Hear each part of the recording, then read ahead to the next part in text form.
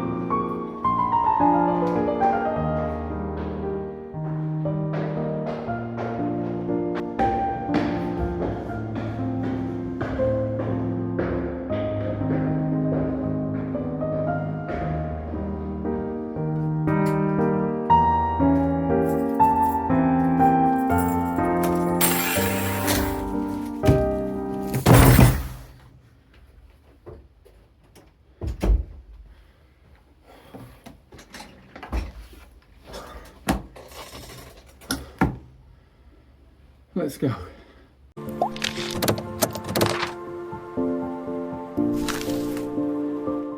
And there we go. That is it. The Jonsbo N5. We've waited what feels like half a year for this particular NAS case to arrive. We have talked about Jonsbo here on the channel several times. Build videos, comparisons and more. And I would say there has never been a Jonsbo case that has had more of anticipation wrapped around it. It seems to be an evolutionary case. Jonsbo have already released the N1, N2, N3 and N4 NAS enclosures over the last few years, each one with the slight exception of the N4 learning from the mistakes of its predecessor. And this is the Beast Box, measuring in around 350mm by 350mm by 400mm without any storage drives inside.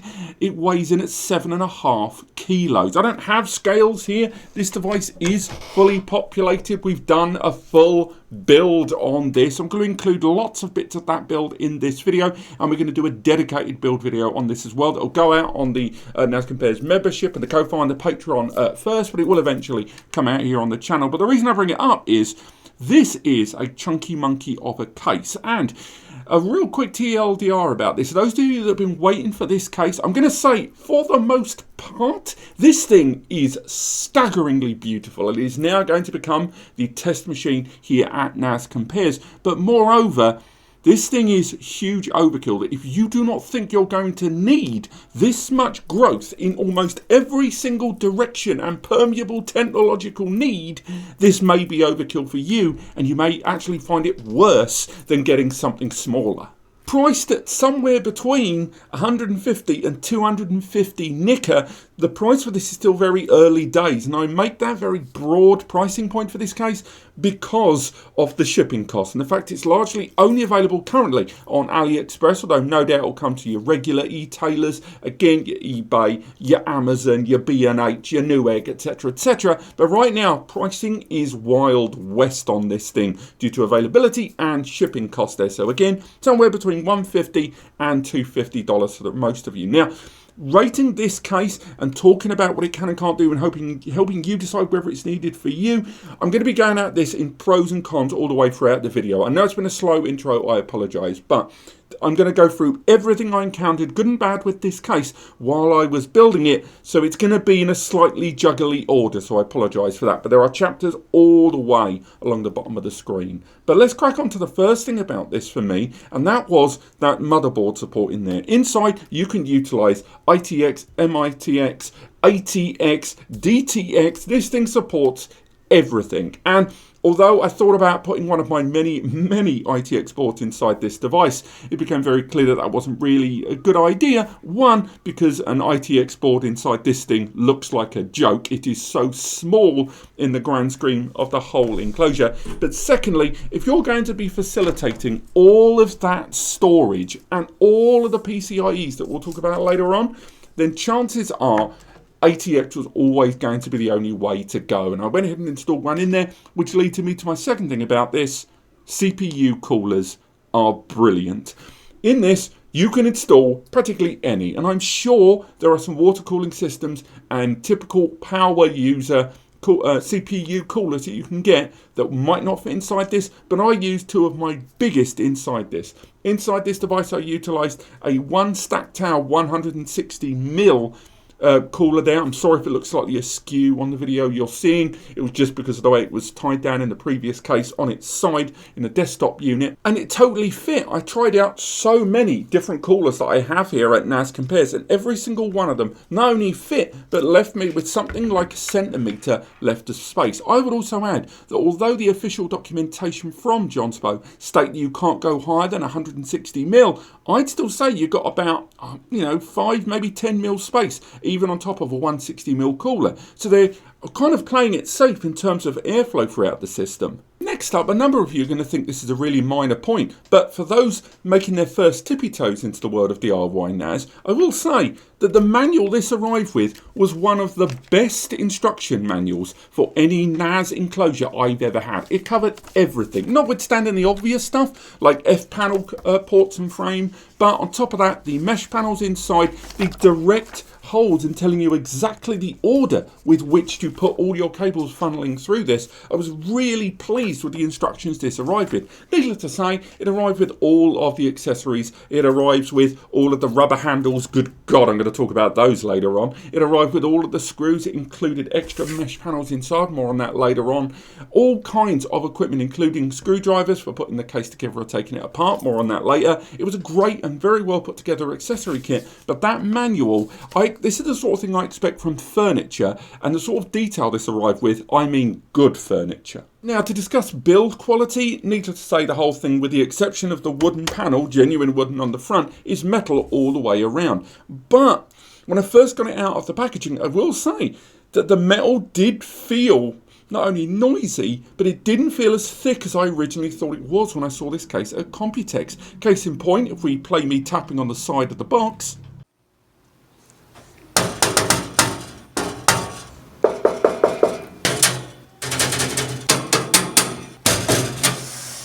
pretty noisy, right?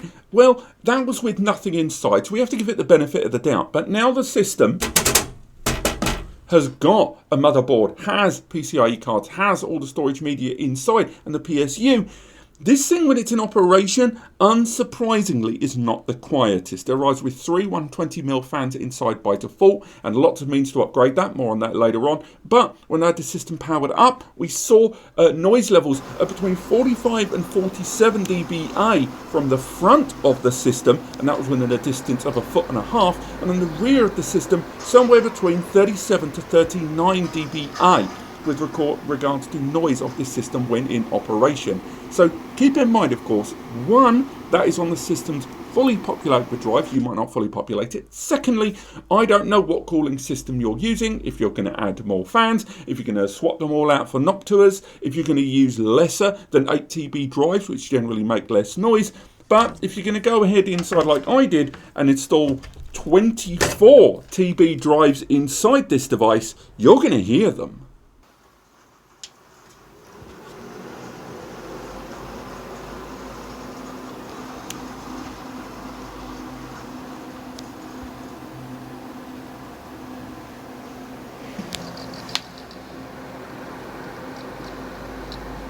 But of course, one of the reasons for all of that noise is this system needs to vent, it needs to cool, it needs to be big enough to not only allow you to expand a lot of storage and PCIe and mobile and CPU and all that stuff, but on top of that, allow for active airflow throughout the system. Now, again, alongside those 3 fans that were inside, not only have we got ventilation there, ventilation there, ventilation there, ventilation on the top, ventilation on the other side, and a ton of ventilation there on the back. I'm sorry about the noise on the table, this thing's heavy.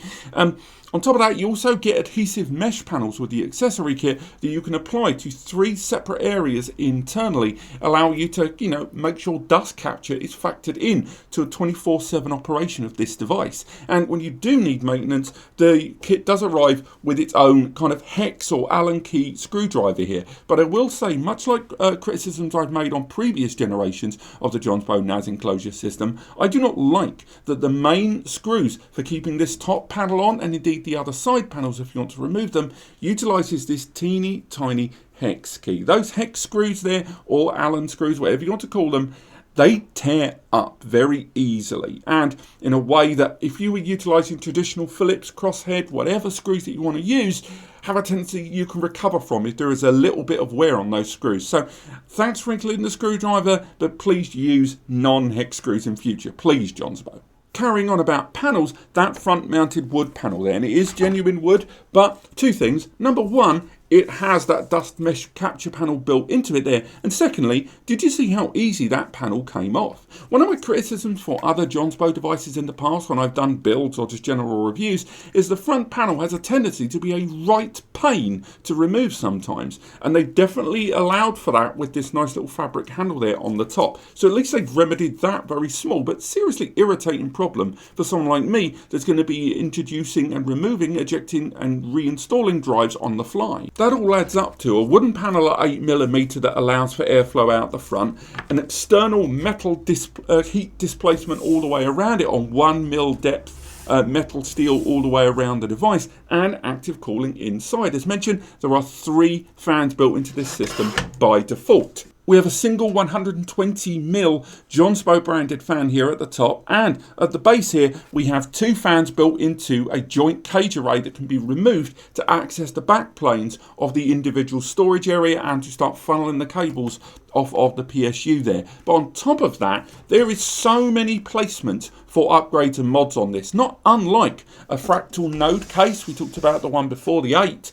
This system also has some rails built into either side of the side chassis there, and from there you can either install 2.5-inch SSDs with 2 aside into those rails, or you can factor in more 120mm fans, 6 in total, 3 aside if you choose to. That is a tremendous amount of potential active airflow through the system, but just keep in mind, those fans, they're going to need to plug in, so you're going to need to using splitters, or at the very least, make sure that you can factor in the available fan 3-pin and 4-pin sockets that are on your motherboard to spread them out against the ones that are inside already. But you knew this was coming. Anyone that's watched one of my Jonsbo videos knows one of my biggest problems is these sodding trays. And by the word trays, I think I'm being very generous. These are not trays to me. These are rubber little grommets that you stick on a drive and a rubber handle, which, although definitely holds the drive in place, I do not think is very good for drive ejection. To put it into perspective,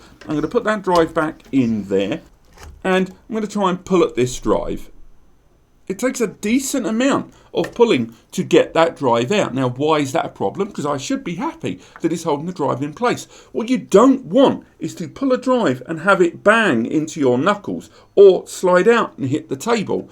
All of those are things that can happen when you're not using just normal trays, which hold the drive in place that may have a lock and a key that go inside. I've never been a fan of these drive trays, and I still don't quite understand why Jonsbo continues to use them, especially when all 12 individual 3.5-inch bays on this are fed directly into a main PCB at the back. 8 on this one and 4 on this one. That means that you are not going to have any ambiguity about where the tray is going in.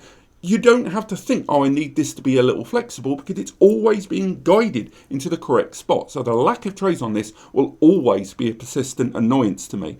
But another annoyance is the fact that trays 1, 2, 3, 4, 5, 6, 7, 8 here are all labelled. They've got their own 1 to 8 LEDs up here. But these trays aren't. They're not numbered, and worse still, although they have LEDs, they don't have LEDs here on the front. When the system is running, there are individual LEDs inside to the side of the 4 individual bays. It's not as clear as these ones up here at a glance. And when I went into the main PCBs inside, alongside multiple Molex and SATA power adapters, so you could better make sure you've got your splitters in hand, I will say that in terms of the PCB, it does not help me that the PCB here at the back has got individual SATA connections at 1 to 8, and the PCB behind this one is still labelled 1 to 4.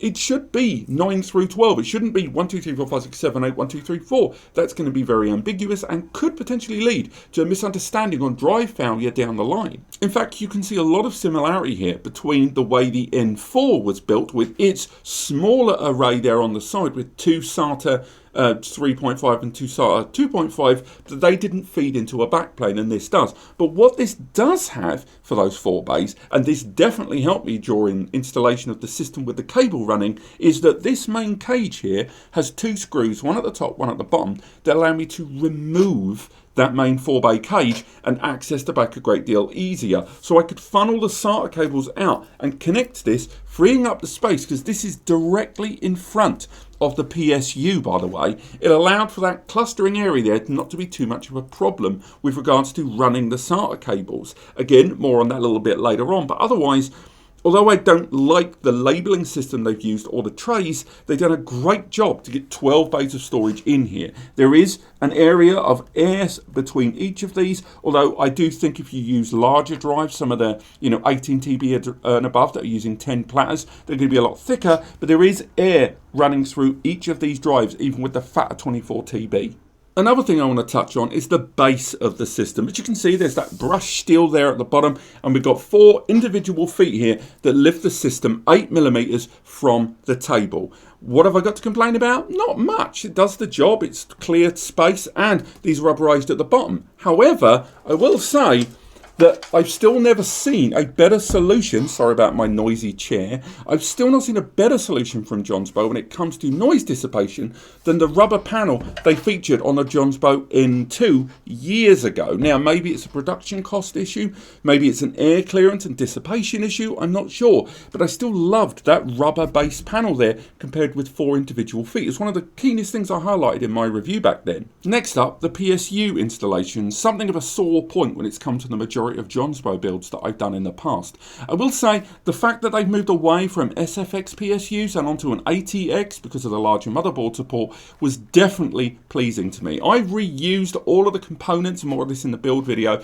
I reused an old test machine that I was running on a 12th gen i5 MATX board inside this system, and from there I was utilizing and reusing all of my components here for that build. But I'll say right now with that PSU installation, as good as it is that I can use fatter ATX PSUs up to about 350mm, I will highlight that between that 4-bay cage and the PSU, there's only really about that much space to play with, so cable routing was paramount. Several users raised this with me prior to this review going out. A few of you got hold of a unit before me. You didn't have to wait at a bus stop. But when it came to that space there, I'm kind of concerned about the cluster there. It's by no means a deal breaker, but you're going to have to factor that in. Whether it is that your SATA cables for each of those individual points, which by the way are funneled from this side, are going to need to be I would argue minimum 60 centimeters for at least each of those 8 bay slots, and maybe at 50 centimeters minimum for the others. When I connected the 12 bays inside this,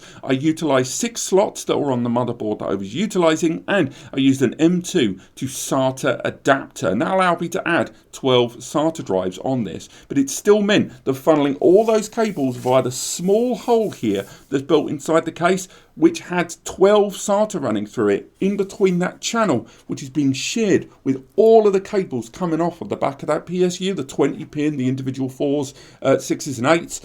There was just a lot of clustering there in the middle, but I appreciate that that's kind of par for the course for this. Next up, those 8 PCIe slots there, 350mm, basically full height, full depth. Very few motherboards in the market are going to have 8 PCIe slots, but I will say this gives you that capacity if you want to go down the GPU road to get 4 double height cards if you choose to. In terms of depth on this system, the biggest, longest card I own, at least, you know, in terms of storage, is this one, the OWC Excelsior, and it fit absolutely fine. I still had space at the front, in fact. I could have made this even longer. And again, back to the earlier point I mentioned at the start of the video, there's going to be some of you that are like thinking, oh, I'm getting this to expand up. And 8 PCIe slots isn't going to be for everyone. But I will say that thanks to modern kind of adaptations of PCIe and M2 architecture, filling all 8 slots on this, if you are the motherboard that has enough M.2 slots, is actually not unrealistic. Let's say we populated it with a giant storage card. We then went ahead with a 10G upgrade NIC. We could even go ahead and install something like this, the Link Real dual M.2 NVMe card here, and that would take up 3 PCIe slots, wouldn't it?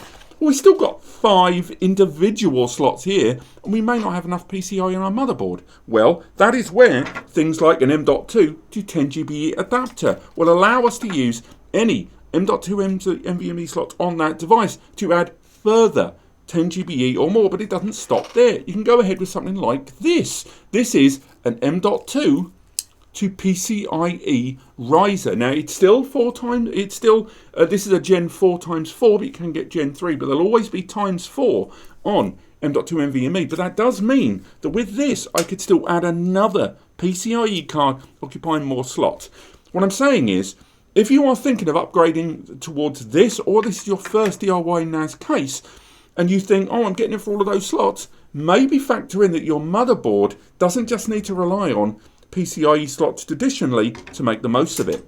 And just in case the scale of the N5 isn't really clear enough to you yet, this is the N5 and this is the N2, the N3 and the N4 all stacked up with each other. The depth of this case as well is absolutely gargantuan. Look at the baby N2 on top of this system. It is absolutely massive. It is really difficult to criticise the Jonsbo N5 case. It's so extra. You know, unquestionably, it's the best case the brand has ever made, and it is the most extra OTT desktop NAS enclosure I've ever seen since the Fractal Node 804. This is effectively a rack mount, but someone's turned it into a desktop. It has incredible cooling scalability with 3 fans out the gate and the ability to add 6 more. It has incredible PCIe scalability with full depth, full height, and up to 8 slots there. It can support the largest CPU coolers that I had here, supporting up to the largest Mobos that I can see knocking around in here, with individual screws and kits included within the accessories for all the different Mobo kits there. It supports up to 12 3.5-inch SATA drives, although I sodding hate those trays and the weird 1 through 8, 1 through 4 naming system and the odd placement of LEDs. I love the cooling on this. It is absolutely riddled in ventilation. They're like someone had a go at it with a machine gun.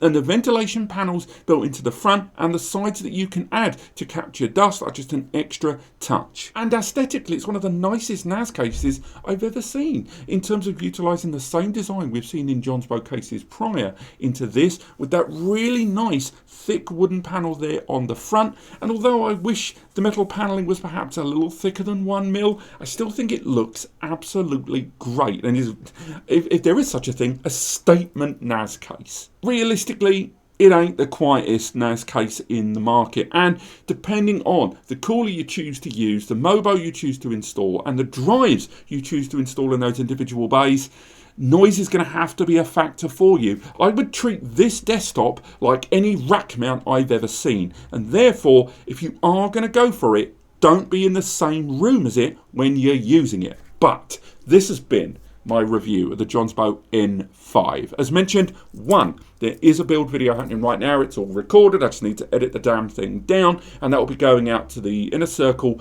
Ko-Fi and Patreon members first, and eventually coming out here on the channel. Secondly, there are links in the description to get hold of this case for yourself. So if you have found this video helpful, and if you were going to go to those shops anyway, very important, please use those links. It really helps out the channel. It is just me and Ed here, and it allows us to keep doing what we do. Alongside the build video for this, I will be doing a full written build guide with all the images and graphics. I think we've done about 50 gig of videos and photos of this device in the 24 hours that I had it. And apart from that, thank you so much for watching. I hope you have yourselves a fantastic weekend.